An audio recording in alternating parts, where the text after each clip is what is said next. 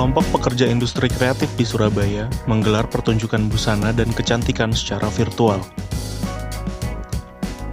Dengan memanfaatkan teknologi green screen atau chroma key dengan bantuan proses olah visual digital.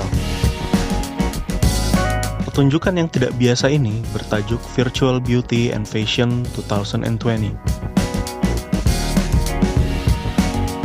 Penggagas ide ini adalah para pelaku usaha kreatif yang terdiri dari pengusaha kosmetik, desainer busana, makeup artist, model, dan juga desainer audiovisual.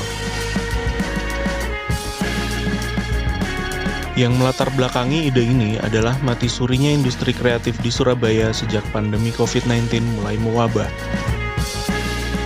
Para pekerja industri kreatif ini mulai mencari cara agar dapat tetap eksis, serta dapat menggelar event peragaan busana tanpa harus mengumpulkan massa di satu tempat. Hal itulah yang mendasari inovasi mereka dalam mengolah event peragaan busana secara virtual. Mereka memanfaatkan fasilitas teknologi green screen yang juga melibatkan para desainer audiovisual untuk mengolah studio dalam bentuk virtual. Saya rasa untuk tingkat editingnya jadi agak lebih kerja keras untuk kita membersihkan antara sisa-sisa background hijau yang ada di objek.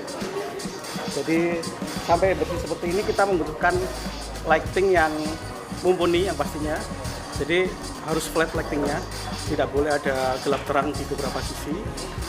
Untuk editingnya sih kita simpel aja seperti menggunakan After Effects dan Adobe Premiere.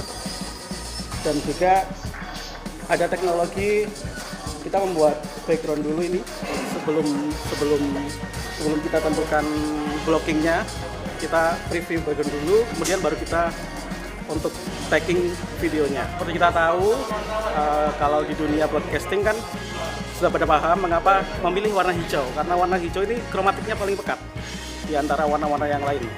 Jadi untuk seleksi antara objek dan backgroundnya akan lebih mudah. Jadi tidak perlu ke lokasi, kita ada keinginan untuk taking shoot, misalnya di Menara Eiffel, kita bisa ganti. Kita ada keinginan shoot di Patung Liberty misalnya, kita tinggal ganti backgroundnya. Kemungkinan sih teknologi ini akan menjadi tren di masa pandemi karena kita terbatas ya, bepergiannya tidak bisa seluas kalau situasi normal. Kalau pelaksanaannya sih tidak cukup simple, kita hanya membutuhkan 3 hari untuk persiapan untuk taking virtual fashion show ini. Selain dapat dinikmati secara daring dari gawai, fashion show virtual ini juga diklaim dapat lebih menghemat biaya bagi penyelenggara, sebab tidak harus melibatkan banyak model untuk peragaan busana. Selain itu, fashion show virtual ini dapat dilakukan kapan saja tanpa membutuhkan area catwalk.